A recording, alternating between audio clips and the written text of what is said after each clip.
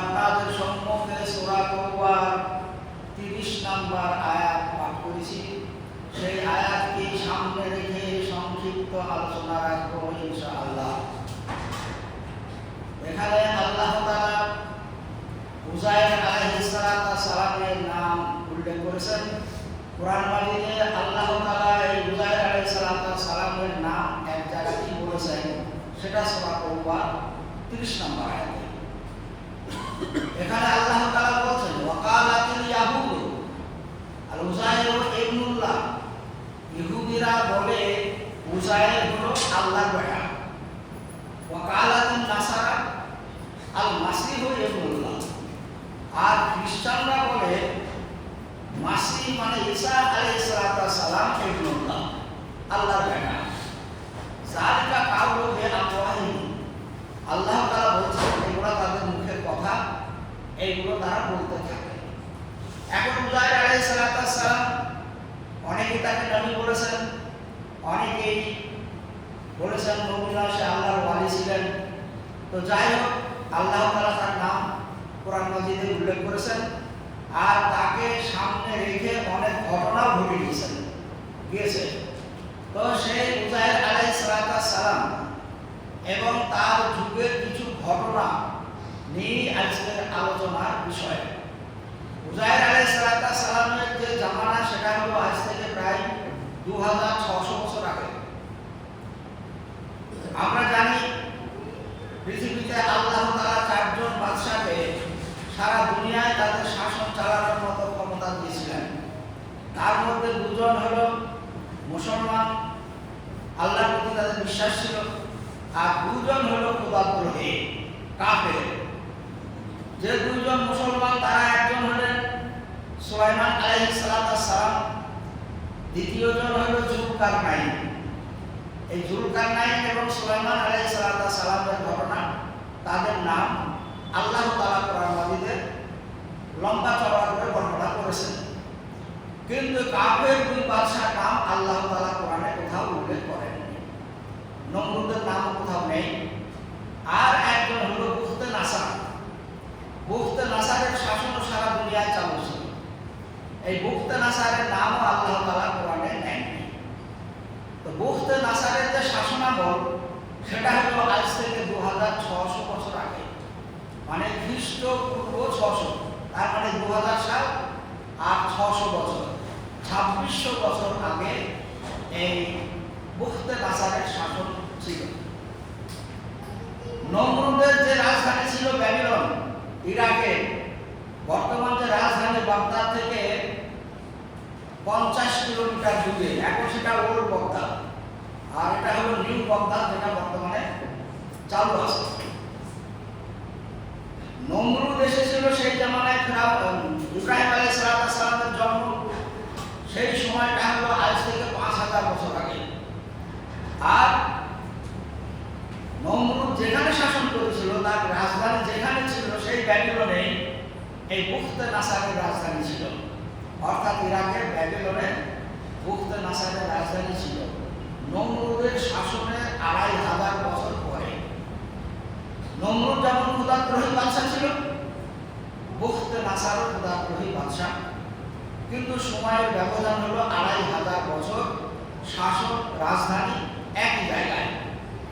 এই বুখতে নাসারের যখন শাসন চলছিল, ওই সময় ফিলিস্তিনে উযাইর আলাইহিস সালামের জন্ম। উযাইর আলাইহিস সালাম জন্ম থেকে যখন আস্তে আস্তে বড় হলেন, প্রথম থেকেই আল্লাহ তাআলার প্রতি তার বিশ্বাস, আগাধ বিশ্বাস ছিল। আল্লাহ তাআলার উপাসনা মনোবানে তিনি মগ্ন থাকতেন। সাধারণ মানুষকে আল্লাহ তাআলার একত্ববাদের দিকে আহ্বান জানাতেন। এইভাবে তার সমাজের পরিস্থিতি ছিল। বুখতে নাসার ব্যাবিলন থেকে বিভিন্ন দেশ জয় করতে করতে শেষ পর্যন্ত ফিলিস্তিনের উপরে আক্রমণ করেছিল।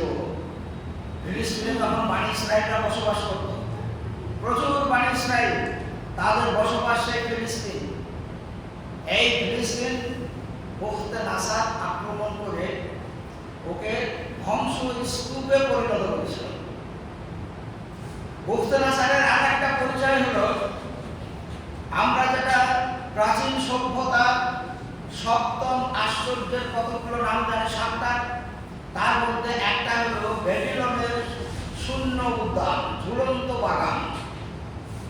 ব্যাবিলনের শূন্য উদ্যান হলো প্রাচীন সভ্যতার সপ্তম আশ্চর্যের একটা। তাজমহল একটা, চীনের প্রাচীন একটা, জর্ডনের পেট্রা একটা, রোমে একটা, এইভাবে 7টা সপ্তম আশ্চর্য। তার মধ্যে শূন্য উদ্যান হলো ব্যাবিলনের, যেখানে বুখতে নাসারের রাজধানী। এই শূন্য উদ্যান তৈরির জনক হলো বুখতে নাসার। বাগানটা দেখলে মনে হবে শূন্যে ঝুলছে, কিন্তু শূন্যে ঝুলন্ত নয়, তার পিলার আছে, দেখা যায় না। সেইভাবে তৈরি, দেখে মনে হবে বাগানটা ঝুলছে, বিরাট এলাকা। আর সেটা সে তৈরি করেছিল তার স্ত্রীকে উপহার দেওয়ার জন্য। তাই শূন্যে উদ্যান তৈরি করার পরে তার স্ত্রীর জন্য সেটা উপহার দিয়েছিল ওই বুখতে নাসার। তো সেই বুখতে নাসার ফিলিস্তিন আক্রমণ করল। আক্রমণ করে সেখানে ধ্বংসলীলা চালালো, প্রচুর মানুষ সেখানে হত্যা হলো, আর অসংখ্য ফিলিস্তিনিদেরকে সে বন্দী করে তাদের নির্বাসিত জীবন যাপন করতে বাধ্য করল। ইতিহাসে বলা হচ্ছে ফিলিস্তিন থেকে 70,000 বানি ইসরায়েলকে ধরে নিয়ে গিয়ে ব্যাবিলন এলাকাতে তাদের নির্বাসিত জীবন কাটানোর ব্যবস্থা করেছিল বুখতে নাসার। যে 70,000 বানি ইসরায়েলকে ধরে নিয়ে গিয়েছিল, তার মধ্যে উজাইর আলাইহিস সালাম ছিলেন। এই বুখতে নাসার সেই অসংখ্য বানি ইসরায়েলের সঙ্গে বুখতে নাসার উজাইর আলাইহিস সালামকে নিয়ে গিয়ে নির্বাসিত জীবনে রেখেছিলেন। দীর্ঘদিন থাকার পরে একজন বাদশাহ, আস্তে আস্তে ফিলিস্তিনের বাদশাতে রূপান্তরিত হল সম্রাট সাইরাস। সম্রাট সাইরাসে ফিলিস্তিনের পুনর্গঠন করতে শুরু করল। ওই সময় সম্রাট সাইরাস বুখতে নাসারের সঙ্গে নানানভাবে চুক্তি করে, যোগাযোগ করে ওই বানি ইসরায়েলদের মুক্তির ব্যবস্থা করল। এখন যেমন অনেক সময় ফিলিস্তিনিদের সঙ্গে ইসরায়েলের চুক্তির মাধ্যমে বন্দি বিনিময় হচ্ছে, তো তাদের সেই রকম বানি ইসরায়েলদেরকে মুক্তির ব্যবস্থা করা হয়েছিল। প্রথম যে ব্যাচটা মুক্তি পেয়েছিল, সেই ব্যাচে উজাইর আলাইহিস সালাম মুক্তি পেয়েছিলেন। অর্থাৎ তিনি ফিরে এসে আপনার ফিলিস্তিনিতে আবার সে জীবনযাপন করতে শুরু করলো। এই সময় যখন সে বন্দী হয়েছিল, তখন সে একেবারে যুবক ছেলে, 16-17 বছর বয়স। কয়েক বছর পরে সে যখন ফিরে আসলো, তার একই কাজ সে আবার শুরু করলো ফিলিস্তিনিদের মধ্যে আল্লাহ তাআলার একত্ববাদের দাওয়াতের কাজ, আল্লাহর আখিরাতের সঙ্গে মানুষের পরিচিতি ঘটানো, জান্নাত এবং জাহান্নামের সঙ্গে মানুষের পরিচিতি ঘটানো, এই সমস্ত বিষয়গুলো নিয়ে সমাজের ভিতরে সেই কাজ করতে শুরু করল। এখন বুখতে নাসার তার রাজধানী ব্যাবিলন থেকে তার রাজত্ব যতদূর সব সে আবার দেখাশোনা করে। ওই সময় একজন আসলো, তাবাইল বলে একজন সম্রাট, তাকে অনেকে নবীও বলছে, আল্লাহওয়ালা মানুষ, আল্লাহ তাকে প্রেরণ করেছিলেন। সেই তাবাইল একদিন স্বপ্নে একটা বিষয় দেখলেন। স্বপ্নে তিনি দেখলেন যে বুখতে নাসার বাদশার শেষ পরিণতি কিভাবে হবে। তিনি দেখলেন যে বুখতে নাসার তার জীবনের শেষের দিকে সে মানসিক ভারসাম্য হারাবে। স্বপ্নে দেখছেন মানসিক ভারসাম্য হারাবে, তারপরে 7 বছর মতো সে পশুর মতো জীবনযাপন করবে, তারপরে তার মৃত্যু হবে। তার আগে কিন্তু বুখতে নাসারের হবে না। তো সে দাবাইয়ের স্বপ্ন দেখার পরে ভাবতে থাকে, এত দাবর যা সারা দুনিয়ায় যা রাজত্ব, সেই বুখতে নাসার মানসিক ভারসাম্যহীন হবে, আর সে পশুর মতো জীবনযাপন করবে, তা কি করে হয়? মানুষ বিশ্বাস করতে পারেনি। দাবাইয়ের যা কথা ব্যক্ত করলো স্বপ্নের কথা, তারপরে আস্তে আস্তে সত্যি দেখা গেল। বেশ কিছুদিন পরে সেই বুখতে নাসার তার রাজত্ব কায়েম ছিল 43 বছর, খুব বেশি দিন নয়। 43 বছর তার রাজত্ব কায়েম ছিল। সেই 43 বছরের মাথায় দিয়ে সত্যি তার মানসিক ভারসাম্য হারিয়ে ফেলল, পাগল হয়ে গেল। জনমানুষ এলাকা ত্যাগ করে সে আস্তে আস্তে জঙ্গলে চলে গেল। জঙ্গলে গিয়ে পশুদের সঙ্গে সেখানে জীবনযাপন করতে শুরু করলো, মানে গাছে ফল পাতা যা পায় সেখানে খায়, সেখানে থাকে, জনমানুষে সে আর আসে না। ওইভাবে 7টি বছর কাটার পরে বুখতে নাসারের জীবনের শেষ মৃত্যু হয়। তাহলে বুখতে নাসার যার দাপট সারা দুনিয়াতে ছিল, তার জীবনের শেষ পরিণতি আল্লাহ তাআলা যেভাবে ঘটালেন তা মানুষ আগেও আঁচ করতে পারেনি। আর যে কাফের বাদশা ছিল নমরুদ, তার শেষ পরিণতিও আপনারা জানেন। আল্লাহ তাআলা তার যে জীবনের শেষ পরিণতি করেছিল যে একটা মশার কামড়, সে আল্লাহর সঙ্গে যুদ্ধ করার জন্য ইচ্ছা করেছিল। আল্লাহর সঙ্গে যুদ্ধ করবো, আল্লাহ আমি তো নিজে আল্লাহ, আবার ইব্রাহিমের আবার আল্লাহকে আছে, ঠিক আছে থাকলে তাকে আমি যুদ্ধ পরাস্ত করবো, এই বলে যুদ্ধের একটা লম্বা চড়া ঘটনা আছে।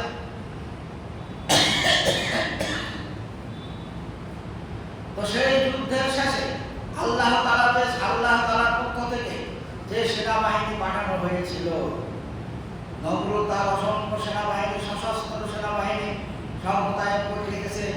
আল্লাহ তাআলার পক্ষ থেকে সেনাবাহিনী আসবে, তার সঙ্গে যুদ্ধ হবে। আকাশ কালো হয়ে দেখা যাচ্ছে, ম্যাগের মতো আকাশ কালো ঘন হয়ে গেছে।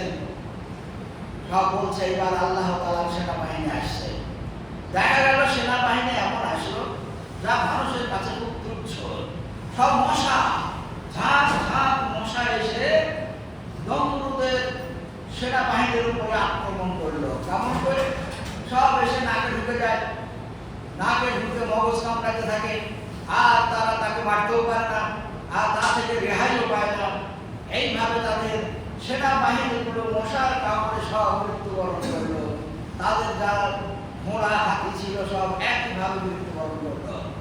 ফিরআউনের কাছে খবর গেল, নমরুদের কাছে খবর গেল। নমরুদ বলছে আরে মশা সে কি জন্তু, আমার সেনাবাহিনী সব ধ্বংস করলো। এইরকম অবস্থায় ফিরআউনের নমরুদের যে বসে আছে তার হাঁটুর উপরে একটা মশা, বলা হচ্ছে তার আবার এক চোখ কানা, তো সেই মশাটা কিন্তু তার হাঁটুর উপরে বসেছে। আর কেউ দেখা যায় এই দেখেন আপনার হাঁটুর উপরে বসেছে, এটাই হলো আল্লাহ তাআলার সেনাবাহিনীর একটা অংশ। এই মশা হলো আল্লাহ তাআলার প্রেরিত সেনাবাহিনী। সে ওটাকে দেখে খুব সামান্য মনে করে হাত দিয়ে যেমন মারতে গেছে, আর উনি মশাটা উঠে তার নাকের ভিতরে ঢুকে গেছে। নাকের ভিতরে যখন ঢুকে গেছে, নাকে তার বাইর করার উপায় নাই, সে ভিতরে গিয়ে মগজে কামড়াচ্ছে। আর সেই কামড়ানো থেকে রেহাই পাওয়ার জন্য একবার এগালে মারে, একবার ওগালে মারে, একবার নাকের উপরে চাপ দেয়। কোন রকমে তার সেই কামড়ানোর যন্ত্রণা থেকে সে রেহাই পায় না। শেষ পর্যন্ত কাউকে বলে মাথায় ঘুমাও, মাথায় হাত বোলাও, কোন রকমে তার যন্ত্রণা থেকে সে রেহাই পায় না। ওর ভিতরে কেউ রেগি হোক, ইচ্ছা করেই হোক, জুতো দিয়ে তার মাথায় মেরেছে, বিরক্ত হয়ে যেমন জুতো দিয়ে মেরেছে, আর তার মাথায় কামড়টা বন্ধ হয়ে গেছে। তাহলে জুতো দিয়ে মাথায় মার। এই তখন থেকে লোক নিয়োগ করা হলো ফিরআউনের মাথায় জুতো দিয়ে ঠুক ঠুক করে মারবে, তাহলে সেই মশার কামড়ের যন্ত্রণা থেকে ফিরআউনের রেহাই পাবে। ক্ষুধার্ত বাদশা, যার রাজত্ব সারা দুনিয়ায় চলে, তার পরিণতি কিভাবে হচ্ছে? তার মাথায় লোক নিয়োগ করা হলো, 24 ঘন্টা তার মাথায় ঠুক ঠুক ঠুক করে জুতো দিয়ে মারছে, আর মশা তখন কামড়ায় না, সে রেহাই পায়। শেষ পর্যন্ত যারা মারে তারা একদিন বিরক্ত হয়ে একবারে জোরে মেরেছে তার মাথায় সেই জুতোর বাড়ি, আর সেই জুতোর বাড়ি মাথায় লেগে মাথা তার বলা হচ্ছে ফেটে গেল, মশাটা উড়ে গেল। দেখতে পেরেছে মশা মরেনি, মশা জীবিতই উড়ে গেল।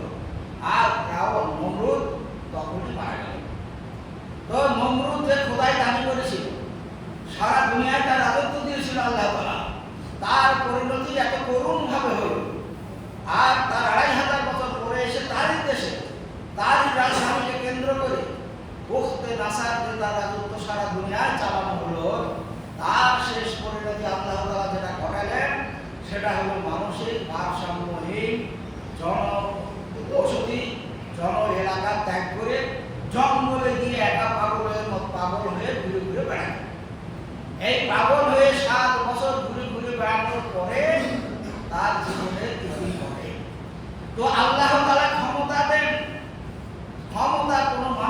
স্থায়ী নয়। দুনিয়াতে আল্লাহ তাআলা যাকে যেভাবে ক্ষমতা দিয়েছেন, ক্ষমতার অপব্যবহার করে অনেকেই তা ব্যবহার করে। ক্ষমতার একদিন শেষ আছে, কিন্তু যখন ক্ষমতা থাকে তখন সেটা সে ভাবতে পারে না। তাই আল্লাহ তাআলা এই ইতিহাসগুলো রেখেছেন দুনিয়ার বুকে, তাদের ঘটনা বর্ণনা করেছেন, যাতে কিয়ামত পর্যন্ত মানুষ তাদের ক্ষমতার দাম্ভিকতায় মানুষের উপরে সে অত্যাচারী যেন না হয়, ক্ষমতার অপব্যবহার যেন না করে। তার কারণ যারা সারা দুনিয়ায় যাদের দাপট আল্লাহ তাআলা দিয়েছিলেন, সেই সমস্ত ক্ষমতাধর ব্যক্তিগুলাও তাদের ক্ষমতা একদিন শেষ হয়েছে, এবং শেষ পরিণতি এমনভাবে হয়েছে যা সাধারণ মানুষেরও হয় না। সেজন্য আল্লাহ তাআলা এই বুখত নাসার এর ঘটনায় নাম আল্লাহ তাআলা কোরআনে কোথাও দেননি। উযাইর আলাইহিস সালামের নাম একটা নিয়েছেন। উযাইর আলাইহিস সালামের যখন ফিরে আসার পরে তার 40 বছর বয়স হলো, তার আগে তার বিবাহ হয়েছে, কয়েকটা সন্তানাদি হয়েছে। তারপরে 40 বছর বয়সে আল্লাহ তাআলা এই উযাইর আলাইহিস সালামের জীবনে আর একটা বড় ঘটনা ঘটিয়ে দিল, যেটা আল্লাহ তাআলা নিজেই বলেছেন। এটা আয়াতুল্লাহ, আল্লাহ তাআলার নিদর্শন, সারা দুনিয়ার মানুষের সামনে কিয়ামত পর্যন্ত থাকবে, আর সত্যি তার নিদর্শন। সেটা হলো সূরা বাকারার 259 নম্বর আয়াতে আল্লাহ তাআলা বলেছেন, এটা আগামী জুমাতে ইনশাআল্লাহ আলোচনা হবে। উযাইর আলাইহিস সালাম এক জায়গায় যাওয়ার পথে আল্লাহ তাআলা তার মৃত্যু দিয়েছিলেন। একটা ঘটনার পরিপ্রেক্ষিতে তার মৃত্যু দিয়েছিলেন। সেই মৃত্যু অবস্থায় 100 বছর কেটে যায়। 100 বছর পরে আবার সেই উযাইর আলাইহিস সালাম জীবিত করেন আল্লাহ তাআলা। তারপরে দেখেন কিছু নমুনা তার সামনে দেন, বলে দেখো তোমার যে গাধাটা, সে মরে তার হাড়গুলো সব ছড়িয়ে ছিটিয়ে গেছে, তার আর কিছু নিশানা নাই, হাড়গুলো খেয়ে ঝাঁঝরা হয়ে গেছে।